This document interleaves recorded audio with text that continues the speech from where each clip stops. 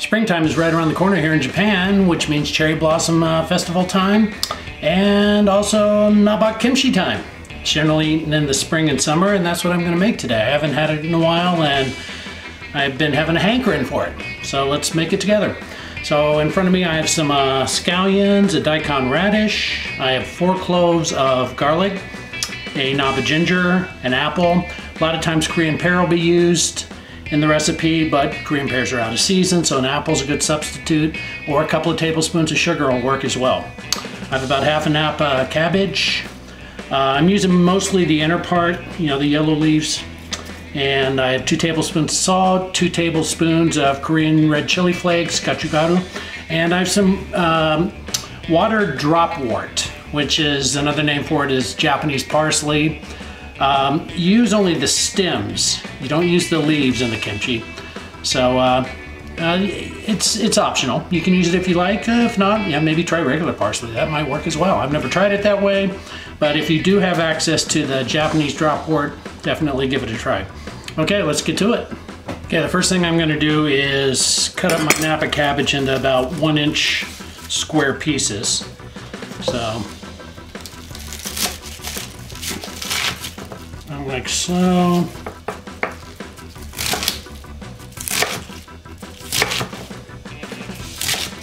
Okay, put it over here in my container that I'm gonna salt it with.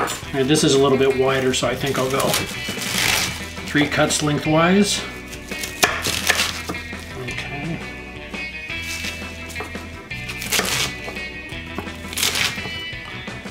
Now the name Nabak Kimchi comes from the shape of the way the radish is cut. It's cut into a square, and thus the name Nabak.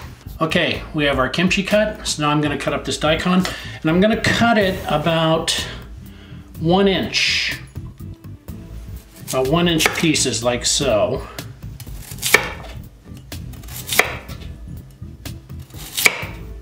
Then we're going to cut it into the square Nabak pieces. Okay, that looks pretty good. So, set some of these aside here. All right, so what we're gonna do, I think, yeah, just cutting it in half should be good. Then we're gonna cut it relatively thin, about 1/8 of an inch. Like so. Okay, so you can see these square pieces. This is the Nabak shape, and thus the name, you know, Nabak Kimchi. So that's about how we want to try and cut it. Doesn't have to be perfect. Okay, so let's get the rest of this cut up.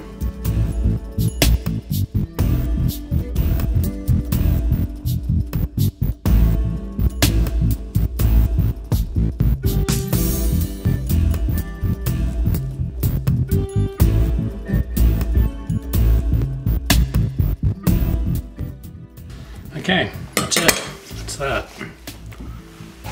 Let's get it over here in my container. Okay, I've got the radish and the Napa cabbage here in a mixing bowl, so I'm gonna sprinkle it with this coarse sea salt. We're gonna let this set for about 30 minutes to soften up, and then we'll put everything together. Mix this salt in.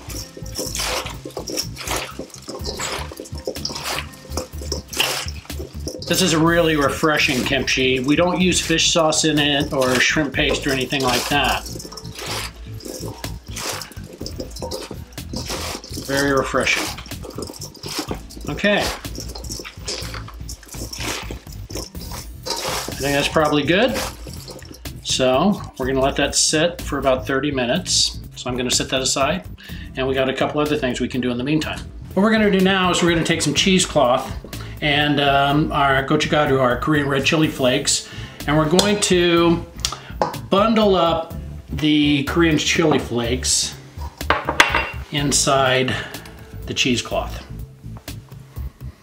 Because we want to keep the liquid of the Nabak Kimchi, you know, pretty clear. But this is going to add like a rose color to the kimchi. And it gives it a little flavoring, a subtle heat. Okay, to this gochugaru in the cheesecloth, we're going to add about half a cup of water. It's going to help release the red chili flakes into the water. And then we'll add that to our mixture at the end. There we go. Now it's starting to come through. I think I'll add a little bit more water. There we go. I think that's probably good. So that's probably, I don't know, maybe a cup of water. Now if you don't have any cheesecloth, it's okay to use like a fine mesh strainer. That'll work as well. You just put the gochugaru directly into the water and then strain it. I mean, or you can even leave it in the water if you want it a little more pungent. All right, so now we're gonna go ahead and cut up our scallions and our Japanese parsley and get those ready. So I'm gonna cut these in kind of a diagonal. Let me move my bowl aside here.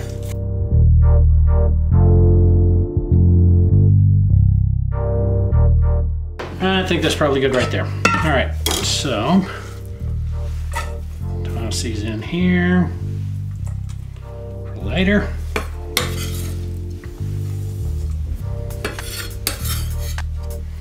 Okay, I'm gonna also prepare my Japanese parsley, my water dropwort. Okay, so we're gonna wanna take off the leaves. We're just using the stems for this. So let's go ahead and do that. I remember many a summer in Korea going down to the herbal market to get ginseng. And we had this favorite restaurant we'd stop off at to have the naengmyeon. It was just so good. So I have my stems here. I'm gonna cut them in about 1-inch lengths. Yeah, about like that. Trying to get everything. Oh, there's a piece. We don't want that in there. All right. We want everything to be about, 1 inch. All right, that looks good. Okay. So I'm gonna drop these into my bowl. Okay. Ooh, boy, they're releasing a nice fragrance. I can smell that since I cut them. Let's take a little taste.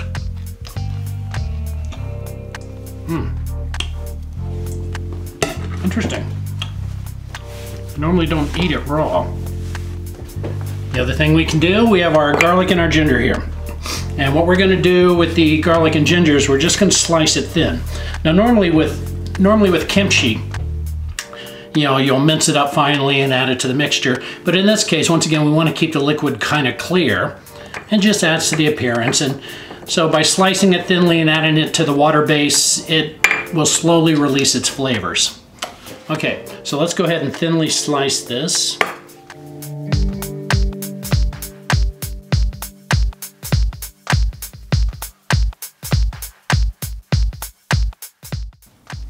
I love me some ginger, especially in kimchi. Usually I use a lot more ginger than other people do in their kimchi. I just really like the taste of ginger, especially in kimchi. Okay, we got our ginger situated, sliced up, ready to go. One last thing we can do is our apple. So I got my apple here, giving it a wash, and I got my apple core slicer thingy, whatever they're called. So let's get that on there. Okay, and there we go. Nice thing about this, whoops, that went flying. Nice thing about this is it cuts these into nice sized pieces, so where I can keep my consistency for my 1-inch cuts. All right, we'll get that out of there later. Okay, so I do want to, let me get a paring knife. I do want to take off the skin on this.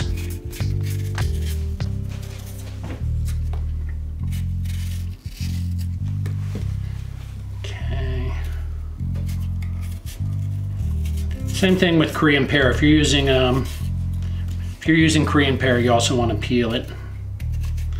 Even if you're just eating Korean or Asian pear, Korean pear, Asian pear.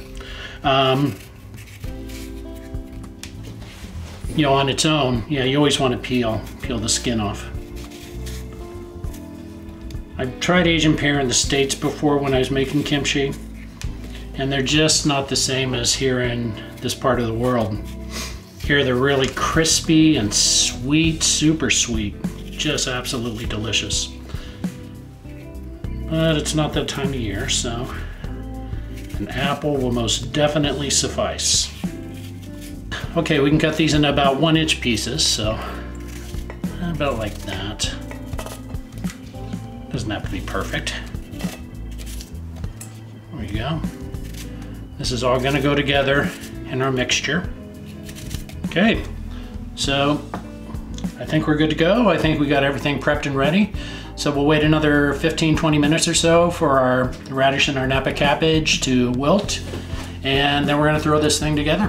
Okay, it's been about 30 minutes and our radish and cabbage has softened up quite a bit, so I think we're good to go. So I'm gonna set that aside. I have about 8 cups of water here, filtered water, and you can see our gochugaru, red chili flake, soaking in the water has, you know, leached out a lot of the red chili flavor. So it's not gonna be overpoweringly spicy. You know, it won't be like regular Nabak cabbage kimchi, but it will add a subtle spiciness to it. So I'm gonna add this to 8 cups of water, and I put about a teaspoon of salt in here and dissolve that.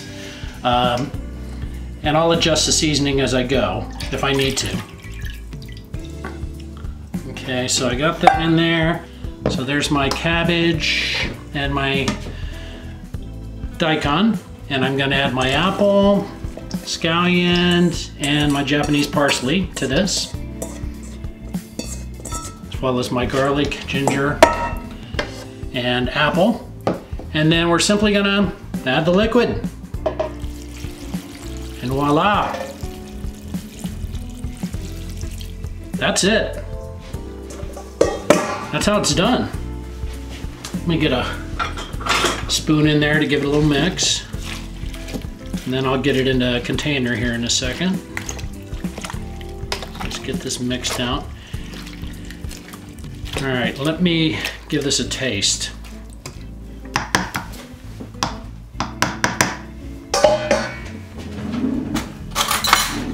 See if our seasoning's about right.